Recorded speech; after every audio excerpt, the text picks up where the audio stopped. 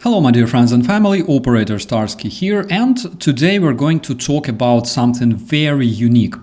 Ukrainian FP drones, the FP-1 and the newer FP-2, made by Firepoint.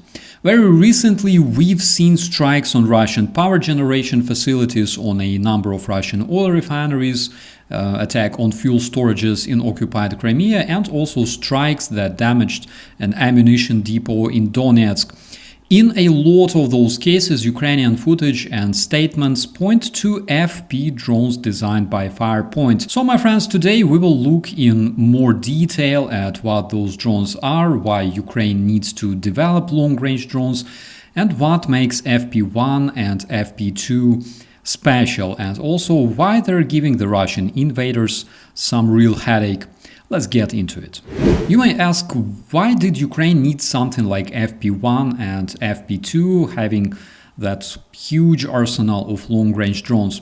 Well, you know pretty well that for years the Russian terrorists were using Iranian Shahed-type drones and other cheap kamikaze UAVs to hit Ukrainian cities and infrastructure. Ukraine needed its own long-range and cheap mass-producible weapon that could reach deep into Russia's rear areas, places where the invaders thought they were safe. Before FP-1, Ukraine used a mix of modified hobbyist-style attack drones, Western loitering munitions, and of course missiles, but those were either expensive or had shorter reach. So a homegrown long-range kamikaze drone made absolute sense. It meant low cost, easy to produce in numbers, and able to strike refineries, depots, and power plants far behind the front lines. Firepoint answered that need with FP-1 and then later with FP-2. Now, what do we actually know about FP-1 and FP-2? Keep in mind that some details are kept secret for security, but open reporting gives us a pretty clear picture. The FP-1 is a long-range one-way attack drone.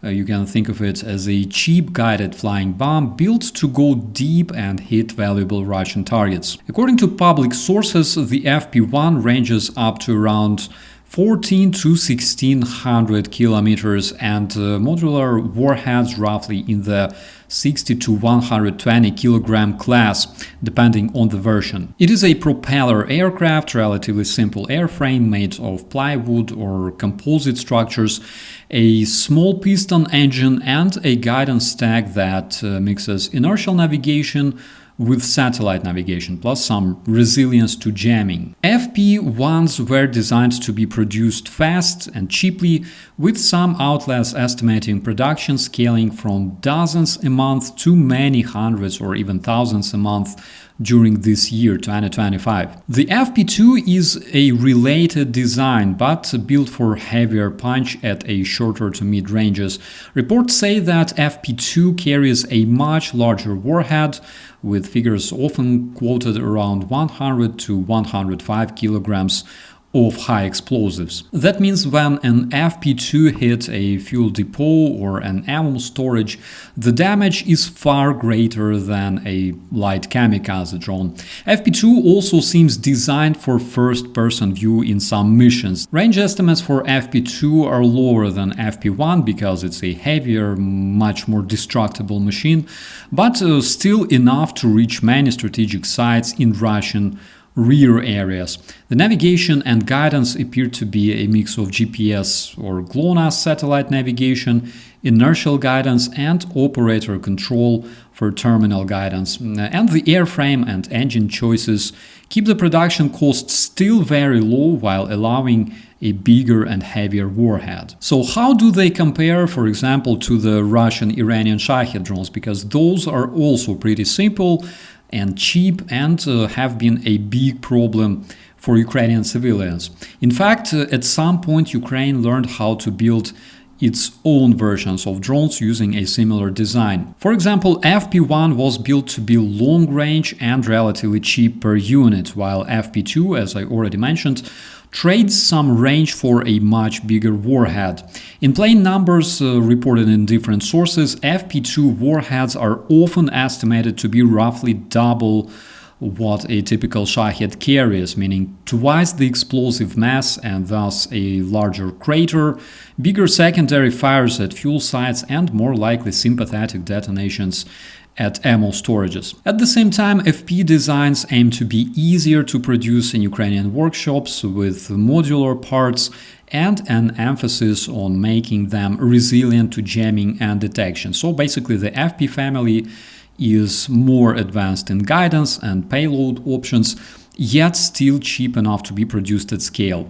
And that's what makes them so uncomfortable for the Russian invaders. Why does that matter in practice? Well, if an FP-2 with 100 kg of warhead reaches a fuel storage or refinery, the damage is not only a local fire. It can take pipelines, pumping stations, and whole refinery units offline for weeks. And same with those big Russian ammo dumps. One big explosion can set off secondary detonations and wreck large stockpiles. So even a relatively small number of FP drones used precisely can create outsized logistical pain for the Russian invaders. And that is why we've seen targeted strikes on power plants, on refineries, and on fuel depots in Crimea and other rear areas, and we can expect the number of those strikes to expand. A lot of people ask, are those drones expensive to produce? And the answer is not really, comparatively.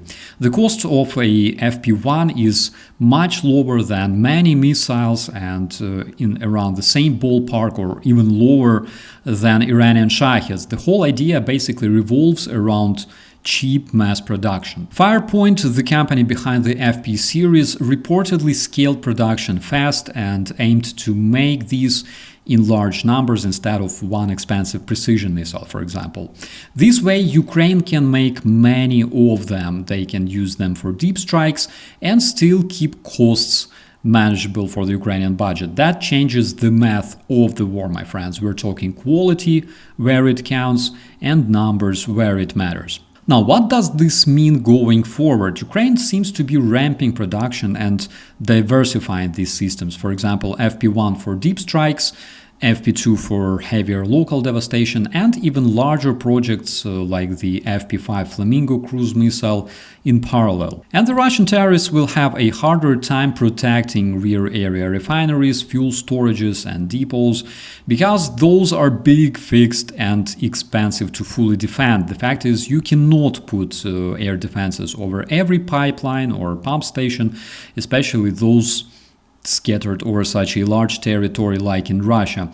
And we've already seen some of those most massive drone strikes this year. So in the observable future, we can expect even more targeted hits, more disruption to logistics, and more headaches for all those terrorists who thought that being far from the front lines means being safe. To finish, my dear friends and family, basically what we're seeing here is Ukraine building smart, cheap, and effective tools that hit exactly where the Russian invaders feel secure. It's basically like teaching a bully that his backyard isn't off limits anymore. And honestly, the more the Russian media report those suspicious, unexpected incidents at their refineries and power plants, the more I smile, because, my friends, karma works.